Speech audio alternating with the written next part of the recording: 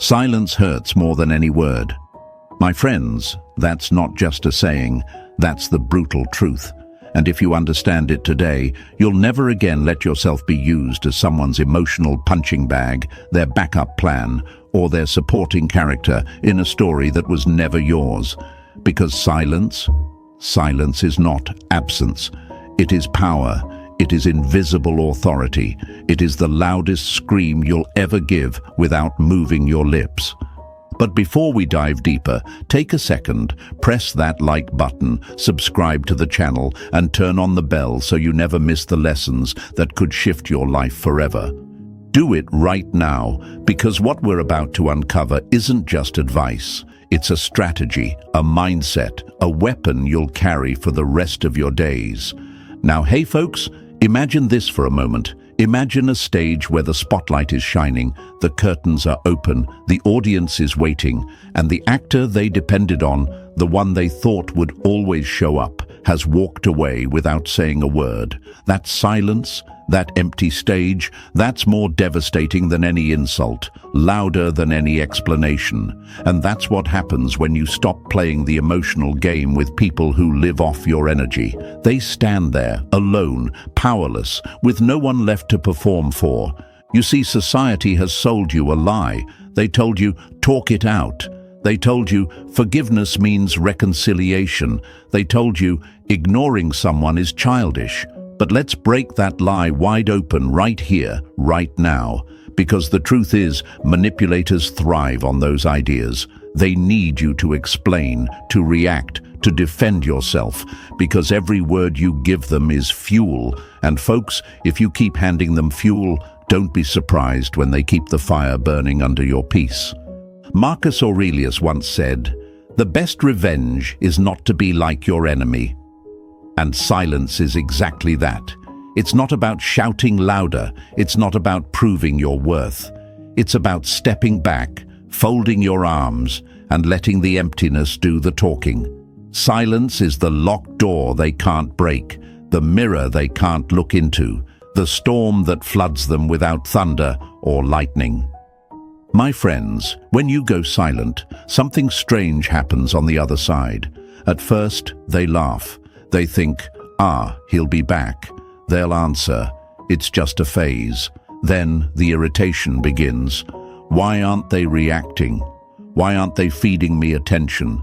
Then comes anger, then desperation, and finally, collapse. The ego can't handle silence. It needs validation. It needs an audience. Without one, it starves to death. And that's when they realize they've lost control over you forever. But here's the fun part. Silence doesn't just confuse them, it entertains you. It's like playing a game where the other player keeps throwing dice, but the board has already been packed away. They're sweating, scheming, trying to figure out how to win a game that no longer exists. Meanwhile, you're sipping your coffee, feet up, watching their panic from a distance. That's the kind of power silence gives you. The world doesn't tell you this because if everyone knew the truth about silence, manipulation would die overnight. Silence is not empty. It's the space where your peace is rebuilt. It's the room where you sharpen your focus, where you heal your wounds, where you prepare for bigger battles. And the more you practice it, the louder it echoes in the minds of those who underestimated you. So let me tell you this. Silence isn't cowardice. Silence isn't weakness. Silence is strength. It's control. It's your secret weapon in a world full of noise. You don't need to explain, defend, or justify. You just need to close the door and keep walking, because when you do, they will never recover. And I want you to feel that power in your bones today. Say it with me. My silence is power. Write it in the comments right now, my friends. Let the world know you've chosen peace over drama, strength over weakness, authority over chaos. My silence is power. So hit that like button, subscribe if you haven't yet, and stay with me, because what we're about to uncover in this video is the step-by-step strategy to turn silence into your loudest victory. And trust me, Once you master this, you'll never go back. Now let's begin. Number 1. Silence is not weakness. It's invisible authority. They mistake your silence for weakness until it is the very thing that breaks them.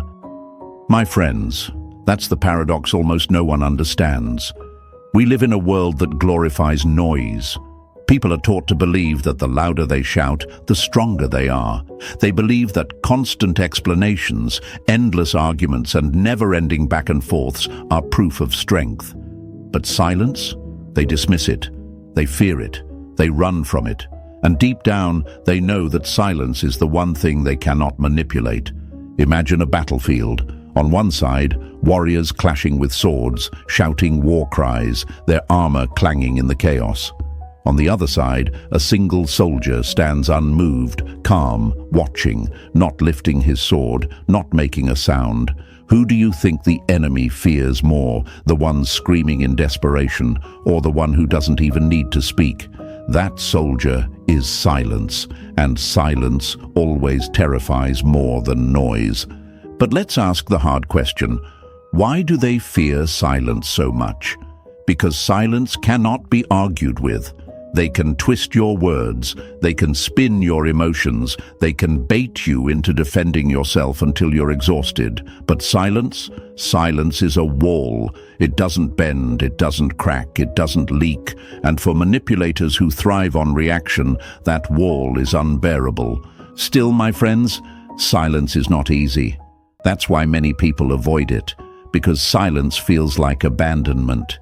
It feels like surrender. The mind whispers lies. If I don't explain myself, they'll think I'm weak.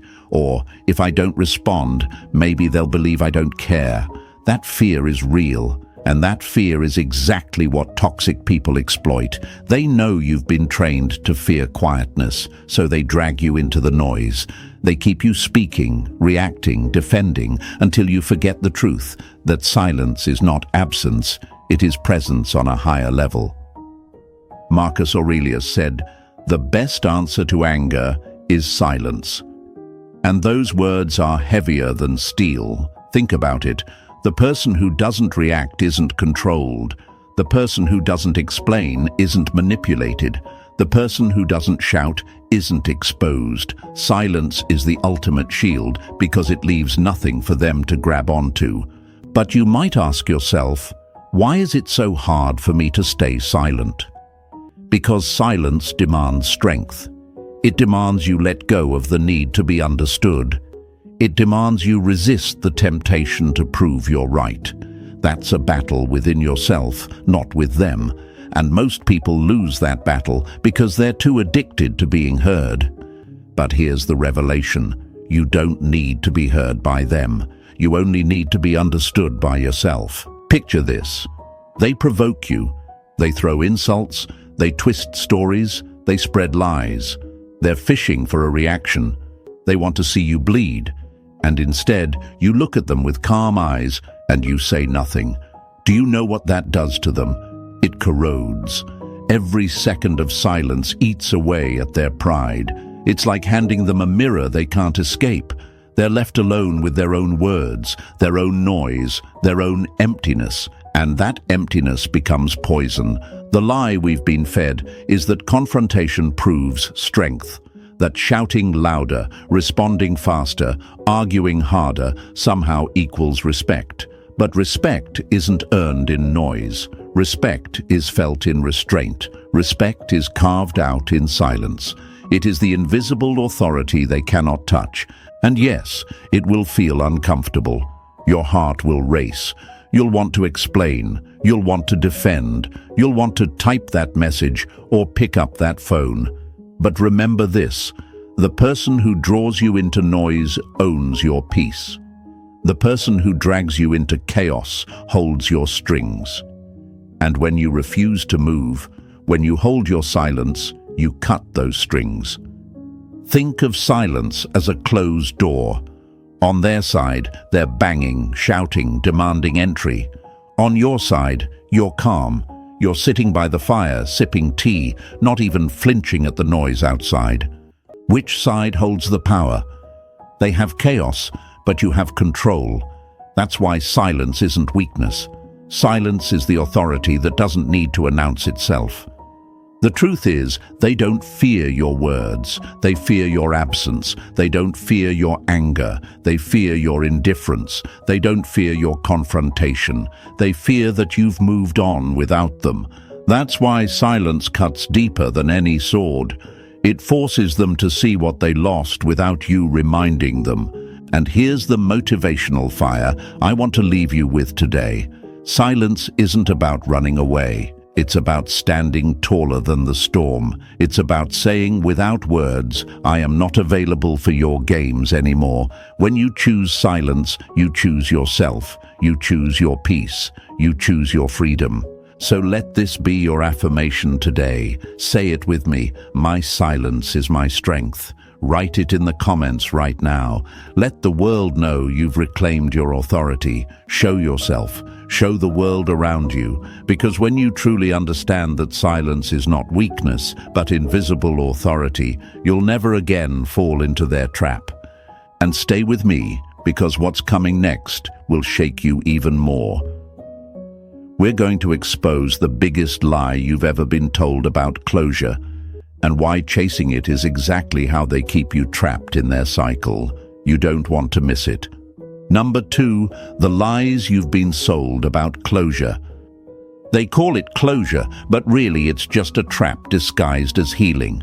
My friends, that's the ugly truth nobody wants to face. You've been sold an idea that if you sit down, if you talk it out, if you let them explain, if you give one more chance, somehow all the pieces of your broken piece will magically fall back into place. But ask yourself, how many times did talking bring you peace? How many times did forgiving them mean they never repeated the same mistake? How many times did closure reopen a wound that was just starting to scar over? Society has raised us with the belief that every broken relationship, every betrayal, every manipulation must be resolved with dialogue. That you must listen to their side, hear their excuses, and let their apologies stitch together what they themselves tore apart. But here's the problem, folks. Manipulators wrote that script. That lie is their weapon, because the moment you accept it, you hand them the power to return, to replay the same emotional game, to keep you tied up in knots while they keep draining your energy. Think of it like this. You lock your front door at night to keep danger out. But then someone knocks and says, "Let me in. I promise I've changed. I just need closure." Would you open the door to danger because they asked politely? Of course not. Yet emotionally, that's exactly what people do. They give access to the very thing that harmed them, all in the name of closure. Let's paint a clearer picture. Imagine a thief breaking into your home, stealing your valuables, and disappearing into the night. Weeks later, he shows up again. This time, not with a gun, not with a mask, but with words. He says, "Let's talk. I just want closure. I'll explain why I robbed you. I'll make you feel better about it." Do you hand him the keys to your house just because he suddenly speaks softly?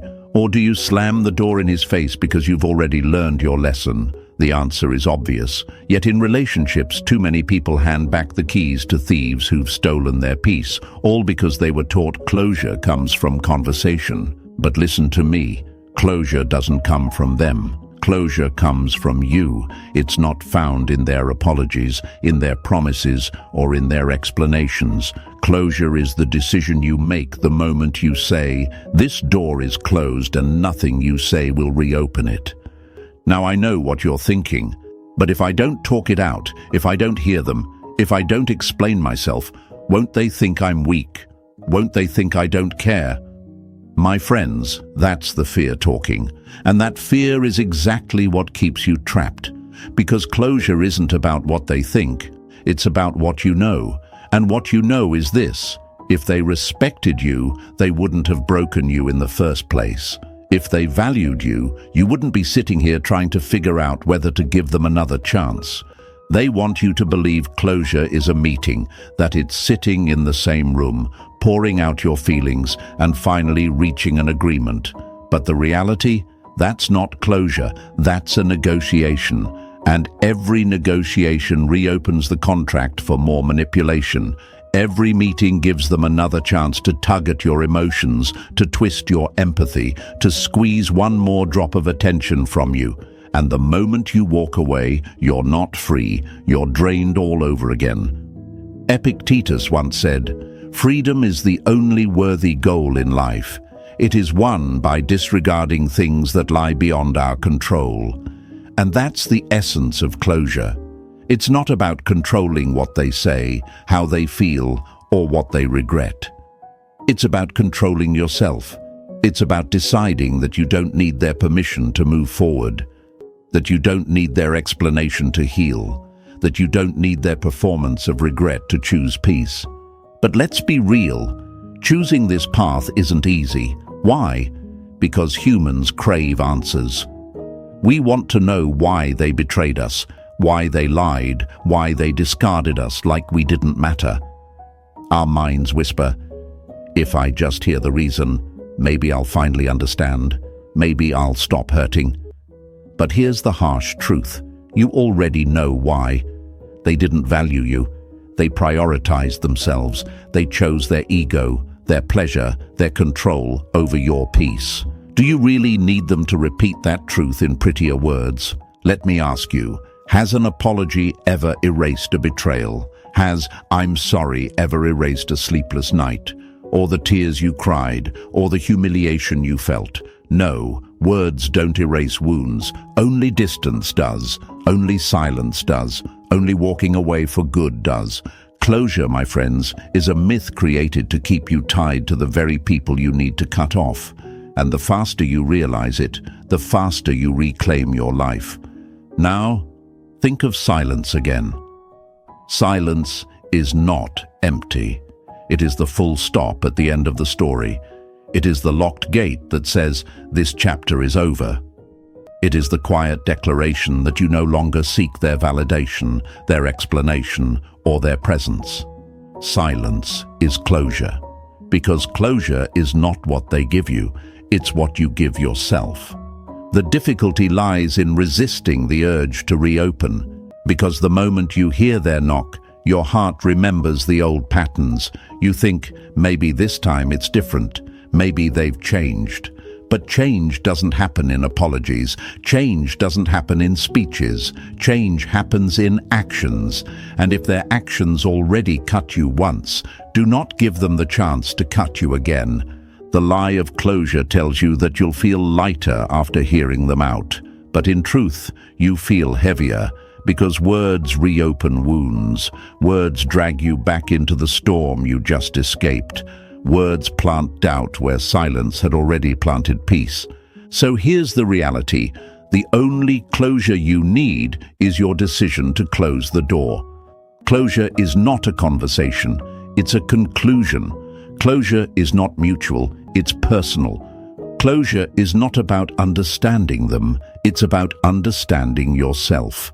And once you embrace that, you'll never again fall for their games. Remember this affirmation and make it your own. I don't need closure. I am the closure. Say it with me, folks. Write it in the comments right now. Show it to yourself. Show it to the world. Because the moment you realize you are the closure, you become untouchable. And here's the exciting part. What comes next will show you why silence isn't just the end of the old story, but the beginning of your new one. Because when the ego can't handle your silence, when they realize they've lost their grip on you, the real unraveling begins. Stay with me, because that's where the destruction of their pride truly takes root. Number 3, the ego cannot handle silence. They can handle your anger, they can handle your tears, but they can never handle your silence. My friends, this is the deepest truth about human pride, and it's the one thing toxic people fear more than anything else. Because the ego, especially the fragile ego of a manipulator, cannot survive without attention. It feeds on your reactions. It grows stronger every time you explain yourself, every time you defend your boundaries, every time you let them pull you back into the game. But when you go silent, when you cut off the supply, the ego begins to starve. And a starving ego is the most dangerous, desperate, and self-destructive thing you will ever see. Think of it like this. The human ego is like a fire. Throw it wood, throw it gasoline, throw it air. It grows bigger, brighter, louder. That's what your words, your emotions, and your reactions are. They're the oxygen that keeps the flames alive. But what happens when you take all of that away? The fire doesn't rage. It doesn't fight. It dies. Slowly, painfully, choking on its own smoke. That's what happens to their ego when you stop feeding it with your voice, your presence, your attention. At first, silence looks harmless. It looks like nothing. But to the ego, silence is poison. It corrodes them day by day. It whispers to them in the night. You are no longer in control. You no longer matter. You've lost them. And nothing terrifies an ego more than the realization that its grip has been broken. Now, let's break down exactly how this works, because once you see the stages, you'll never again doubt the power of silence. Stage 1. Denial. When you first go silent, they laugh. They tell themselves, oh, they'll be back. This is just temporary. They're just being dramatic. Their ego is still inflated, still confident that you'll fold like before. They underestimate you because they're used to you responding. Stage 2. Irritation. Days go by. No message from you, no explanation, no response to their bait. Suddenly, their mind starts to itch. They think, why aren't they reacting? Why aren't they giving me the attention I deserve? Their irritation grows into little jabs, little tests, subtle provocations. Maybe a casual hey text, maybe a post designed to trigger you. They're poking the cage, waiting for the old version of you to come out, but nothing. Silence. Stage 3. Anger. When silence doesn't break, anger rises. How dare you ignore them? How dare you deny them the stage they always had? This is where they lash out. Insults, accusations, rumors. They try to push your buttons because anger is the ego's last attempt to force you to react. And here's the secret. You'll be most tempted to break your silence in this stage because the attacks sting, because the injustice burns. But if you hold firm, you'll see something remarkable happen. Stage 4. Desperation. The ego cracks. The manipulator realizes their power isn't working anymore. And so they switch tactics. Apologies come, promises come, tears come. They'll say, I've changed. Just talk to me. Just give me closure. But my friends, don't be fooled. This isn't transformation. It's survival. It's the ego gasping for air, doing anything to get you to open the door again. If you give in, the cycle starts all over. But if you stand your ground, you'll witness the final stage. Stage 5. Collapse. The ego deflates. The silence becomes unbearable. They begin to feel the weight of losing control. They realize they can't manipulate you, can't trigger you, can't pull you back in. And that's when silence does its most brutal work. It destroys their illusion of power. Marcus Aurelius said, "You have power over your mind, not outside events."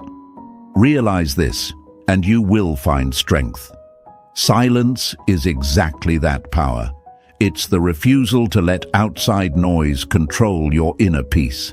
It's the discipline to say, your words, your actions, your manipulations, none of it deserves a reaction from me. And that realization, it's devastating for them, because it shows them, in the most humiliating way possible, that you no longer belong to their game. But here's the part many people don't admit. Silence is difficult, not because it doesn't work, but because it demands strength from you. You'll feel the urge to explain, to prove your worth, to clap back at their lies. That's your own ego whispering, begging for validation. But my friends, you must rise above it, because the moment you speak, you feed them. The moment you explain, you reopen the game. Silence isn't just about them, it's about mastering yourself. Ask yourself this: why do they need you to respond so badly? Because without you, they are nothing. Their ego is built on control, on knowing that no matter what, you'll pick up, you'll reply, you'll engage. When you break that pattern, they don't just lose you, they lose themselves. Picture this in your mind: a puppeteer with strings, pulling them, laughing, making the puppet dance. That's what they've done to you in the past. But suddenly, one day, the strings go slack. The puppet doesn't move. The show stops. The puppeteer tugs harder, but nothing happens. That's silence. And the puppeteer? That's them, standing confused, angry, broken, because they've lost the only thing that gave them power. And here's the funny thing: the less you say, the louder your absence screams. Silence echoes in their mind like a siren they can't shut off. It keeps them awake at night. It forces them to replay every mistake, every moment they took you for granted. Your silence becomes the ghost that haunts them, the shadow they can't escape. Words can be forgotten, arguments can be twisted, but silence lingers forever. My friends, I want you to understand something. You don't win by shouting louder. You don't win by proving them wrong. You win by not playing. Because the greatest humiliation to an ego isn't losing a fight. It's realizing there was never a fight to begin with, that you walked away while they were still swinging in the dark. So, hold your silence. Protect it like a treasure. Because every second you stay quiet, their pride cracks a little more. Every unanswered message is a reminder that their control is gone. Every ignored attempt is a mirror showing them their own irrelevance. And here's your affirmation for today: my silence starves their ego. Write it in the comments right now. Let the world see it. Let yourself see it. Every time you hold your silence, you're not just protecting your peace, you're destroying the illusion that they ever had power over you. Stay strong, my friends, because what's coming next is even more liberating. We're going to dive into why forgiveness doesn't mean reopening the door, but slamming it shut forever. And once you understand that truth, you'll never again confuse peace with reconciliation. Stay with me. Number 4, forgiveness without return, the silent liberation. They thought forgiveness was their ticket back into your life, but true forgiveness isn't a key, it's a lock. My friends, this is where most people get it wrong, and it's why so many stay stuck in the same painful cycles. We've been brainwashed to believe that forgiveness means reconciliation, that forgiving someone means opening the door again, letting them back in, giving them another chance to prove themselves. But that belief is not healing, it's a trap. Forgiveness does not mean return. Forgiveness means release. It means you're finally done carrying the weight of what they did, but you're also wise enough never to let it happen again. Imagine this. You're carrying a backpack full of heavy rocks. Every rock represents the lies they told, the betrayal, the manipulation, the nights you stayed awake questioning yourself. That backpack is heavy. It's breaking your back, slowing your steps, draining your energy. Forgiveness is when you decide to take off the backpack and lay it on the ground. But here's the critical part. It doesn't mean you hand the rocks back to them and say, "Here, you can put these on me again." No, you drop them and walk away. That's forgiveness. It's freedom. But here's the problem. Manipulators know how to twist forgiveness into a weapon. They apologize not because they're truly sorry, but because they want the door reopened. They want access again. They treat your forgiveness like a password to log back into your life, like the reset button on a game they already lost.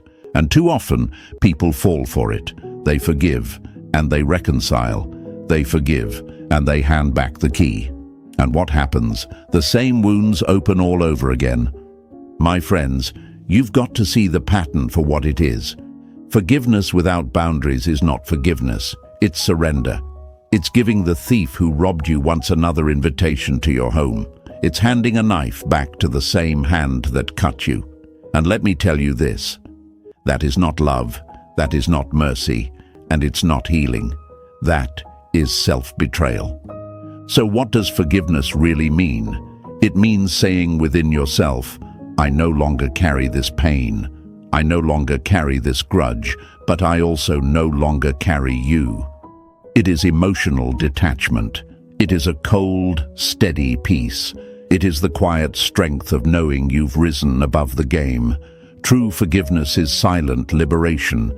It doesn't come with announcements, with second chances, or with tears of reunion. It comes with a door closed, bolted, and never opened again. Epictetus, the great Stoic, once said, "No man is free who is not master of himself." Forgiveness is self-mastery. Because you are no longer reacting, no longer explaining, no longer allowing someone else to dictate the rhythm of your emotions. You forgive not to give them peace, but to give yourself peace. You forgive not to let them return, but to let yourself move forward. Now let's break this down into what actually happens when you forgive without reopening. The first thing is shock. They cannot comprehend that your forgiveness doesn't mean reconciliation. They're so used to forgiveness being their reset button that when it doesn't work, it stuns them. They expected the door to swing open, but instead they find it locked. The second thing is anger. Their ego feels insulted. How dare you forgive me and not let me back in? How dare you act as if my apology isn't enough? And this is where they try harder. Fake tears, dramatic pleas, promises of change. But remember this, their performance is not repentance, it's survival. They're not upset about losing you, they're upset about losing access to you. The third thing is collapse. Once they realize the door truly isn't reopening, once they see that forgiveness doesn't mean they get to come back, their ego starts to corrode. They thought they still had control, but your silence and distance prove otherwise. This is the moment of silent humiliation for them, and the moment of liberation for you. But let's be honest, my friends, choosing this kind of forgiveness is hard. Why? Because you've been conditioned to think forgiveness equals being a good person. And being a good person, in society's eyes, often means putting others before yourself, even when it destroys you. They'll tell you, family is family, forgive and forget. Or, if you really loved them, you'd give them another chance. But listen carefully, love without boundaries is self-destruction. Forgiveness without limits is self-betrayal, and peace without protection is an illusion. Picture this, you're standing in front of a door. Behind it is chaos, shouting, manipulation, betrayal, lies. On your side is silence, calm, clarity. Forgiveness is you deciding not to stand at that door pounding with anger. It's not about yelling through it or waiting for them to open it. Forgiveness is you turning away from the door altogether, walking down a different path, and never looking back. The door remains closed, and the peace you find on your side is the liberation you were always seeking. But here's where the real power lies. When you forgive without return, you take away their favorite weapon, guilt. They can no longer guilt you with, "But you said you forgave me." They can no longer manipulate you with, "If you forgave me, why won't you let me back in?" Because true forgiveness doesn't come with explanations. It doesn't come with conditions. It doesn't come with access. It comes with silence. And silence cannot be debated. You want to know why this is so devastating for them? Because forgiveness without return makes them irrelevant. They realize they no longer have any influence over your life. Their apology didn't reopen the door. Their promises didn't sway you. Their theatrics didn't shake you. They're left standing outside, realizing that forgiveness wasn't for them, it was for you. And that realization destroys their ego in ways no argument ever could. My friends, let me leave you with this. Forgiveness is not weakness. Forgiveness is strength. But only when it is paired with boundaries, only when it is coupled with silence, only when it is the liberation of your soul, not the return of your abuser. Forgiveness without return is you saying, I free myself, but I do not free you back into my life. So let this be your affirmation today. I forgive, but I do not return. Say it with me. Write it in the comments right now. Let the world see it. Show yourself, show everyone around you that you've chosen liberation over manipulation. Forgive to be free, not to be trapped. Forgive to rise, not to crawl back. Forgive to close the door, not to open it again. Stay with me, because what comes next is even more powerful. We'll talk about the kind of boundaries that don't need to be shouted, the invisible walls they can feel but never cross. And when you learn this, you'll see that silence doesn't just close the door, it builds a fortress they will never breach again. Number 5. Subtle boundaries, the wall they can't see but always feel. They only realize the fence exists when they crash into it. My friends, that's the beauty of subtle boundaries. They don't need to be shouted, announced, or explained. They don't need a social media post declaring, I'm done with you. They don't even need a dramatic scene. True boundaries are invisible walls, unseen, unspoken, but impossible to cross. And that's exactly why they're so powerful. Because toxic people, manipulators, and controllers depend on you drawing loud, obvious lines they can study, test, and eventually break. But when your boundaries are subtle, consistent, and rooted in silence, they are left swinging in the dark, unable to figure out where the wall is or how to break it. Let's imagine this together. Picture a dog running freely in a yard with an invisible electric fence. From the outside, it looks like nothing is there. The dog races happily across the grass, convinced it owns the space, but the moment it tries to cross the line, zap, it feels the invisible barrier. That's how subtle boundaries work. You don't need to scream, don't call me, don't text me, don't cross this line. You simply live your life in such a way that when someone tries to overstep, they hit a wall they can't see, but can always feel.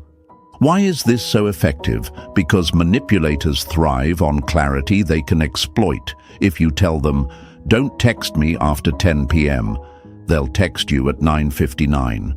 If you say, I won't talk to you if you raise your voice, they'll whisper manipulation in a calm tone. They survive on loopholes, but subtle boundaries have no loopholes. They're not written down, they're not negotiated, they're lived. And because they're lived, they're unbreakable. But here's where people go wrong. They think boundaries must be dramatic. They think you have to slam doors, block numbers, and make big announcements. And while sometimes that's necessary, often it only fuels the manipulator. They feed on drama. They want the performance, the big fight, the explosive ending, because that still gives them what they crave, your attention. What truly destroys them is when there is no performance at all. When the curtain falls without a word, and the play ends quietly. That silence is devastating. Marcus Aurelius said, waste no more time arguing about what a good man should be one. And the same applies to boundaries. Waste no time arguing about where the line is. Live it, embody it, become it. Because when you live your boundaries instead of announcing them, you stop offering them targets to hit. You stop giving them maps to navigate. You stop handing them the keys to break in. Now, let's be real. Subtle boundaries are not easy to maintain. Why? Because they require self-control. They require you to resist the temptation to explain yourself. And explaining is what most people fall into. They think, if I just explain why I need this boundary, they'll respect it. But manipulators don't respect explanations. They exploit them. Every explanation is data. Every explanation is a roadmap to manipulate you. That's why subtle boundaries are different. They don't need to be explained, they simply exist. Imagine this. They send you a message. In the past, you would reply instantly, pouring out explanations, defending yourself. Now, nothing. Silence. Not because you blocked them in a loud announcement, but because you simply decided they no longer get a response. That's a subtle boundary. Or imagine they throw a jab, expecting you to fight back. Instead, you smile lightly, change the subject, and move on. No anger, no defense, no drama. That's a subtle boundary. They feel it, but they can't name it. They sense it, but they can't attack it. And that drives them insane. The truth is, people underestimate subtlety. They think boundaries must roar like a lion, but sometimes the whisper is louder than the scream. Sometimes the quiet no that isn't even spoken cuts deeper than 1,000 arguments. Because manipulators don't know how to fight what they can't see. They can't exploit what you don't reveal. They can't twist what you don't say. But let's ask the hard question. Why do most people struggle with this? Because silence feels like weakness. Because subtlety feels like cowardice. They think, if I don't declare my boundaries, how will anyone know? But here's the secret. Healthy people don't need your announcements. They sense your boundaries naturally because respect is in their nature. Toxic people, on the other hand, don't need explanations either. They need consequences. And subtle boundaries deliver consequences without conversation. Think of subtle boundaries as the climate around you. The weather doesn't announce itself. It doesn't say, today will be hot, tomorrow will be cold. You step outside and you feel it. You know it instantly. That's how your energy should be when you carry silent, subtle boundaries.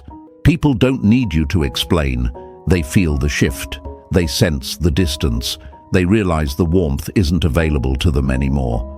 And that realization is louder than any words you could say. But let's be clear, consistency is everything. A boundary you enforce once and abandon the next day is no boundary at all. If one day you go silent, but the next day you reply, you've given them hope. If one day you ignore their provocation, but the next you take the bait, you've cracked the wall.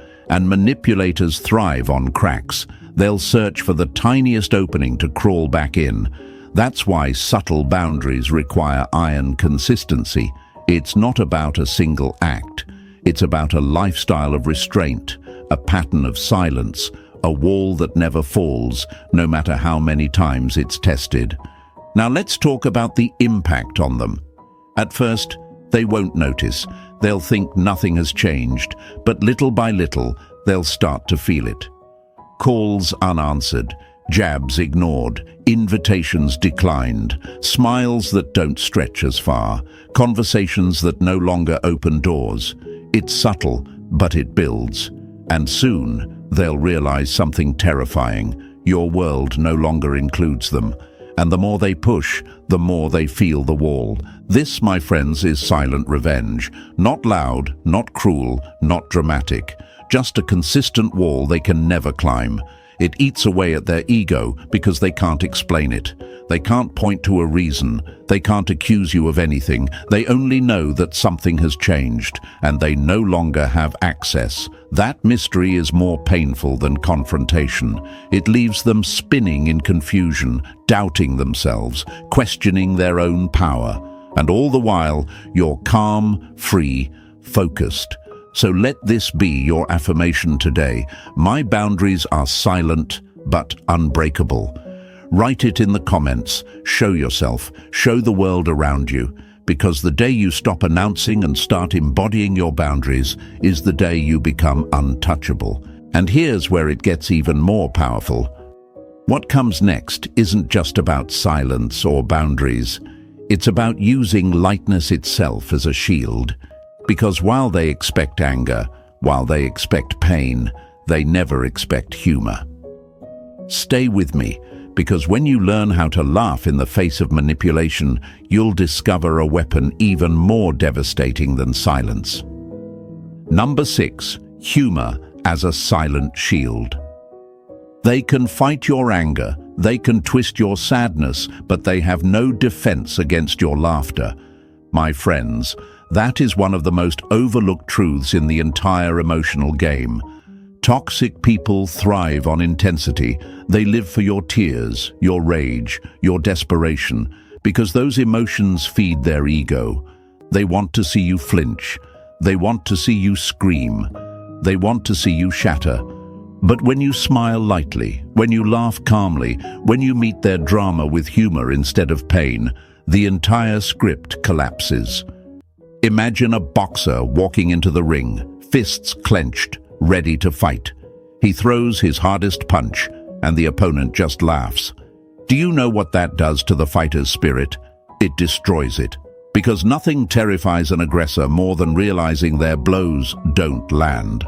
That's what humor does. It doesn't just block the attack, it makes the attack meaningless. Now let's break down why humor is such a powerful shield. First, because it breaks the tension. Manipulators build their control through tension. They tighten the rope, waiting for you to pull back. They throw bait, waiting for you to snap. But when you don't take it seriously, when you respond with lightness instead of heaviness, you cut the rope completely. The game falls apart. Second, humor sends a message without words. You have no power over me. Anger says, you got to me. Sadness says, you hurt me. But humor says, you don't even touch me. And that message stabs their ego deeper than any confrontation ever could. But here's the thing. Not all humor is created equal. I'm not talking about bitter sarcasm, the kind that drips with hidden anger. I'm not talking about mockery that hides your wounds under jokes. That still shows them you care. I'm talking about elegant humor, calm humor, humor that comes from true emotional detachment. It's the kind of humor that says, I'm above this, I'm untouchable, I refuse to play your game. Think of it this way. They come at you with claws out, ready to tear you apart. Instead of clawing back, you hold up a mirror that makes them look ridiculous. Not through insults, not through cruelty, but through lightness. They expect thunder, and you give them a breeze. They expect fire, and you give them a chuckle. It's like someone throwing stones at a waterfall. No matter how many they throw, the water just keeps flowing, sparkling, laughing in the sun. Here's a metaphor you won't forget. Humor is the jester in the king's court. The jester doesn't have swords, doesn't have armies, doesn't even have authority. Yet the jester can disarm kings, humiliate tyrants, and dismantle pride with a single clever joke. Why? Because humor flips power upside down. It shows the whole world that the one who thought they were in control is actually powerless. That's why toxic people hate humor. They want to be feared, but humor makes them laughable, and nothing crushes a fragile ego faster than being laughed at. Now, I know what you're thinking. But what if I don't feel like laughing? What if I'm too hurt, too drained, too angry? My friends, that's exactly why humor is a shield. You don't use it because you're carefree. You use it because you refuse to hand over your pain. You use it as strategy. It's not about making them laugh. It's about showing them they can't make you cry. Let me give you an example. They send a passive-aggressive message expecting you to blow up. Instead, you reply with something light, something playful, something they can't argue with. Suddenly, their weapon falls apart. Or they make a dramatic accusation, hoping to see you defend yourself. Instead, you smile, shrug, and make a witty remark. Their anger has nowhere to land, their script has no next page, and their ego takes the hit. Epictetus said, "It's not what happens to you, but how you react to it that matters." Humor is the highest form of that principle, because it turns attack into entertainment. It transforms manipulation into comedy, and once you see their game as comedy, it loses all its power. But let's be honest, this isn't easy. Humor requires self-control. It requires you to resist the urge to fight fire with fire. It requires you to rise above the storm and say, "This thunder isn't worth my fear." Most people crumble in the face of provocation. They explode, they defend, they explain. But the one who laughs, that's the one who wins. Picture this. They're ranting, shouting, throwing their drama at you like spears. And you're sitting calmly, sipping your coffee with the faintest smile on your lips. That image alone is enough to drive them mad. Because while they're bleeding their energy dry, you haven't even broken a sweat. That's not just humor, that's dominance. But here's the subtle beauty. Humor doesn't just disarm them. It also protects you. Anger drains you, sadness weakens you, arguments exhaust you, but humor keeps you light. Humor keeps your focus on yourself, not on their chaos. Humor lets you walk away without heaviness in your chest, and that's why it's not just a shield against them, it's a shield for your own peace. Now, don't misunderstand. Using humor doesn't mean you tolerate abuse. It doesn't mean you stay where you're disrespected. Humor is a transitional weapon. It's the shield you use until you can step away completely. It's the tool that allows you to disengage without being dragged into their storm. And once the distance is in place, silence takes over. Humor plus silence is the deadliest combination, because they expect resistance, but they never expect indifference. And here's what really drives them insane. When you laugh, the audience sees it too.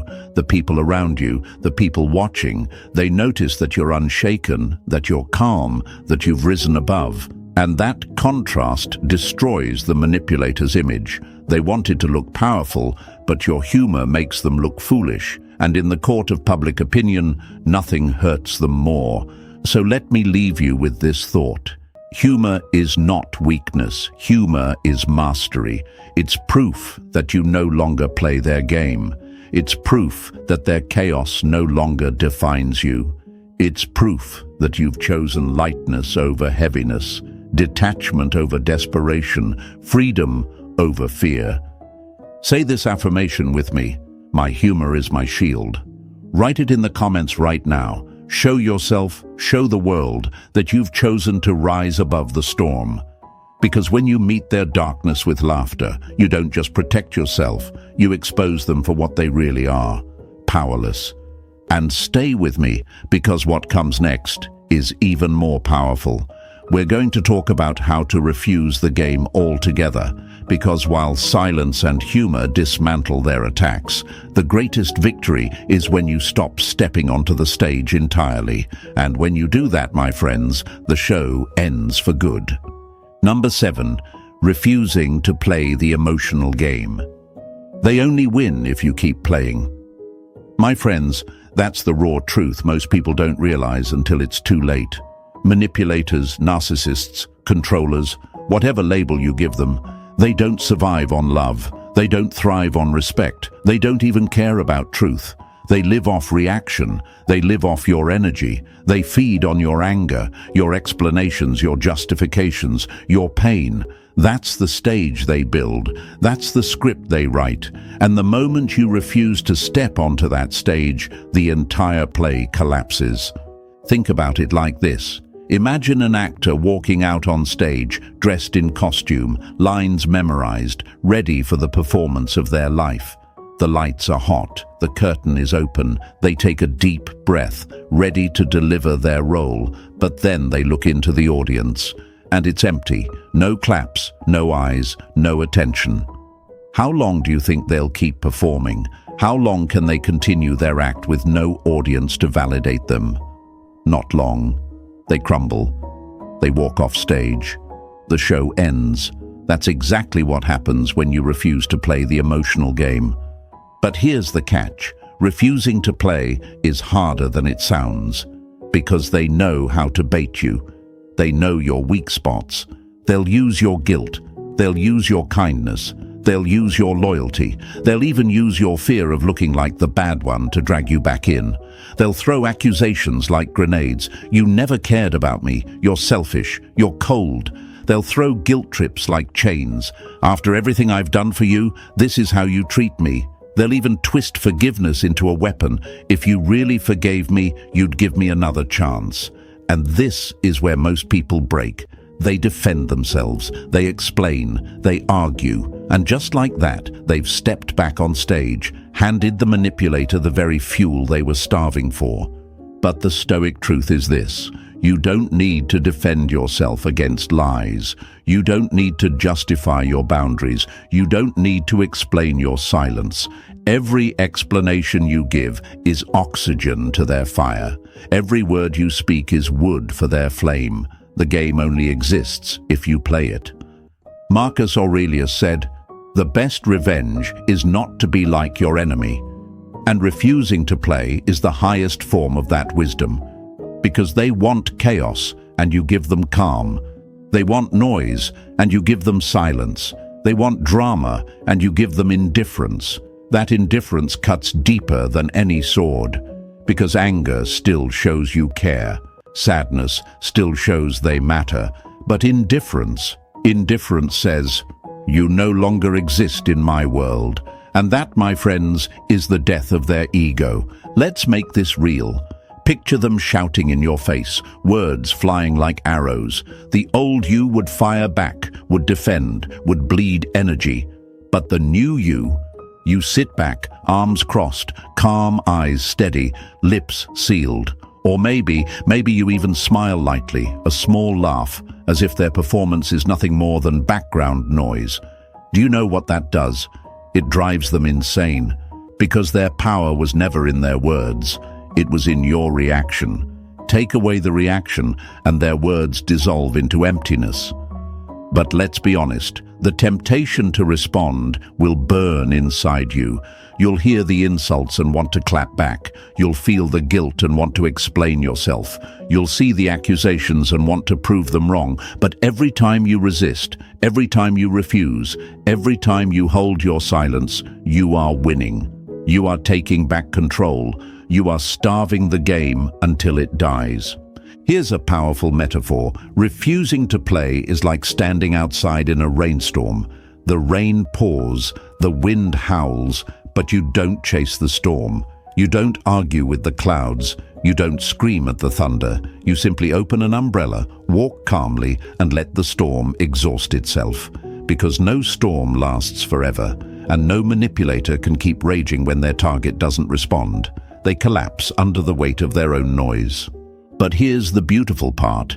When you stop playing their game, you start playing your own. You reclaim your energy. You redirect your focus.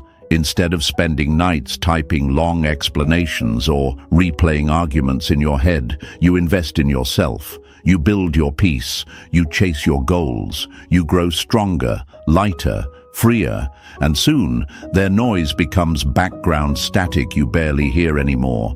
The mistake people make is thinking they need to win the argument, that they need to prove the manipulator wrong. But listen closely. You don't win by proving. You win by walking away, because the only way to beat a rigged game is not to play. And that's not weakness, that's wisdom, that's strength, that's Stoic power. Now let me give you the psychology behind it. Manipulators are addicted to control. They script out the emotional play in their minds. They know their lines. They predict yours. They think, if I say this, they'll react like that. If I guilt them here, they'll fold there. They need you to follow their script, but the moment you don't, the script collapses, the play fails, their sense of control shatters, and that's when your silence, your refusal, becomes the loudest humiliation of all. Picture this one last time. The lights are on, the curtains are drawn, they're waiting on stage with their drama, ready to pull you in, but you're not there. The seat is empty, the spotlight fades, the curtain drops, the show ends. That's the power of refusing to play. So here's your affirmation today. I don't play their game. Say it out loud. Write it in the comments right now. Show yourself, show the world that you've chosen freedom over drama, clarity over chaos, silence over noise. And if this message resonated with you, my friends, do me a favor, press that like button right now, subscribe to the channel if you haven't already, and turn on the notification bell, because what we're building here isn't just content, it's a community of strength, of clarity, of unshakable peace. Share this video with someone who needs to hear it, someone trapped in the cycle, someone giving too much, someone bleeding energy into a game they can never win. Because maybe this is the moment that saves them. Refuse to play and you win. Refuse to play and you rise. Refuse to play and you take back your life. That's your power. And the day you embrace it is the day they realize they'll never recover.